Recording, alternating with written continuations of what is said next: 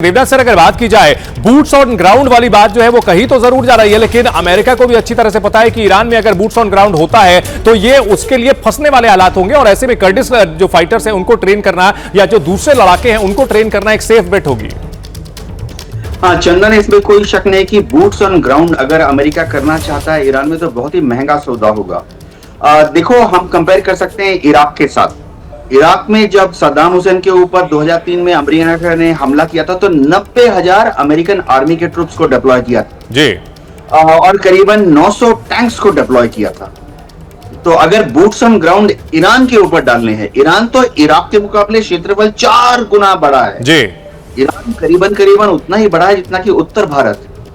Huge देश है। देखो, ईरान, भारत का क्षेत्रफल 15 लाख वर्ग किलोमीटर है, ईरान का क्षेत्रफल 8 लाख वर्ग किलोमीटर है।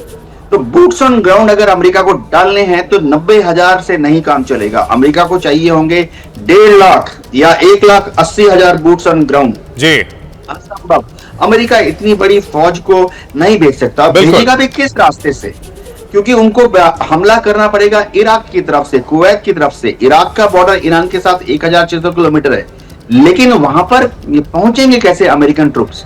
अमेरिकन ट्रूप्स को पहले सऊदी अरेबिया में लाना पड़ेगा, रेड सी के रास्ते। बिल्कुल, वो बहुत ही इम्प्रैक्टिकल होगा, भले ही चाहे कितना भी अमेरिका की ओर से दावा किया जा रहा है वो मुमकिन नहीं है। इन सब के बीच अमेरिका, इजराइल और उधर ईरान के बीच जो एक घमासान चल रहा है इसका असर पूरी दुनिया पर पड़ रहा है और भारत भी इससे अछूता नहीं है। और भारत जो कि हॉर्मुज स्ट्रेट से भारत की अर्थव्यवस्था में आने वाला तेल आता है, तो देखिए भारत पर बेहद बुरा असर पड़ने की आशंका है और ये अब असर पड़ने लगा है, बहुत बुरा असर पड़ना शुरू हो चुका है क्योंकि कच्चा तेल भारत अपना 80 से 90% आयात करता है और ऐसे में कच्चे तेल का आयात जब महंगा होगा तो भारत में महंगाई बढ़ेगी। 12% से ज्यादा कीमतें बढ़ चुकी हैं, यानी कि जो 100 रुपए का मान लीजिए अगर कच्चा तेल भारत मंगाता था तो अब 112 रुपए उसकी कीमत चुकानी पड़ रही है। पेट्रोल, डीजल, गैस सबके दाम बढ़ने के आसार हैं और ये कीमतें बढ़ती हैं। भारत एक बहुत बड़ा देश है, बहुत बड़ी इकोनॉमी है, इसलिए नुकसान होगा। महंगाई बढ़ने का खतरा बहुत ज्यादा बढ़ा हुआ है क्योंकि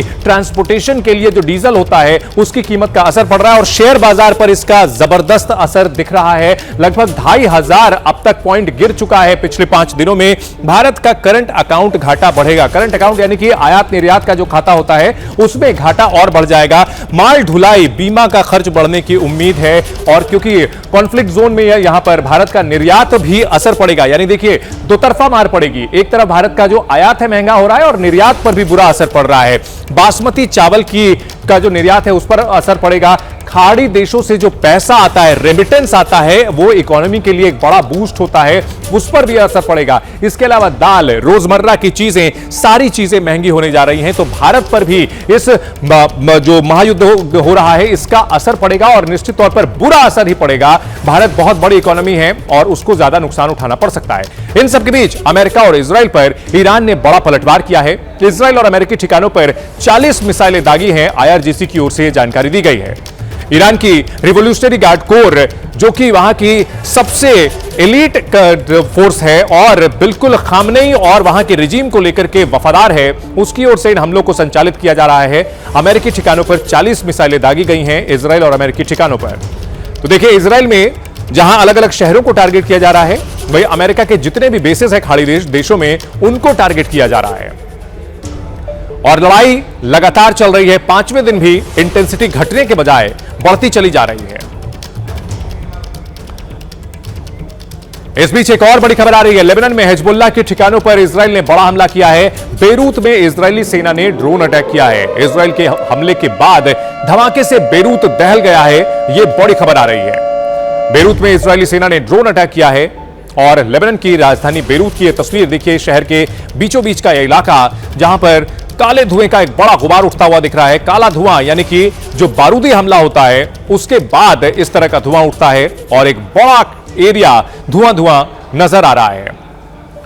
तो देखिए, ये पूरा इलाका, ये बेरूत का इलाका, रिहायशी इलाके, हाई राइज बिल्डिंग्स यहां नजर आ रही है और इन सब के बीच में देखिए इतना बड़ा इलाका ये पूरा धुएं के गुबार से घिरा हुआ है। इसी से समझ में आता है कि टारगेट बहुत जबरदस्त तरीके से ये किया गया है और ड्रोन्स का भी इस्तेमाल किया जा रहा है, फाइटर प्लेन्स का भी इस्तेमाल किया जा रहा है। इन सब के बीच अगर बात की जाए विशाल, इजराइल की रणनीति साफ देखने को मिलती है कि जब भी कोई कॉन्फ्लिक्ट होता है वो अपने पड़ोस में थोड़ा और फैल जाता है।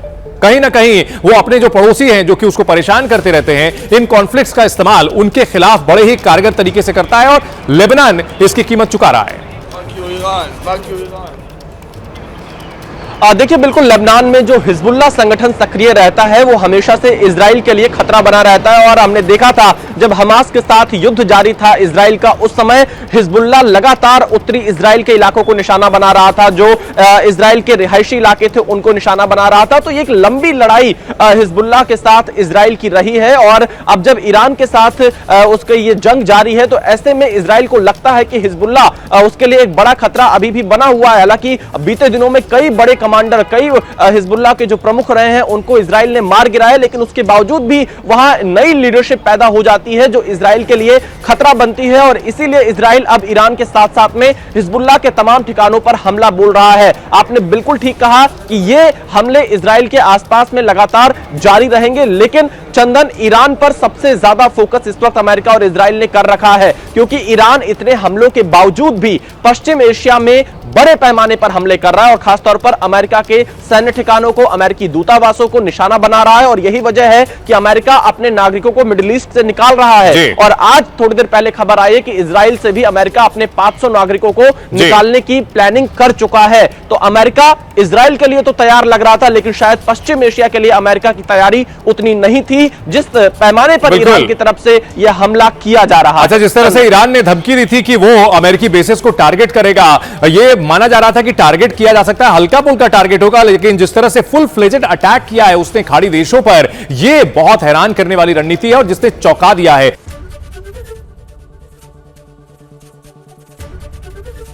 एबीपी गंगा, खबर आपकी, जुबान आपकी।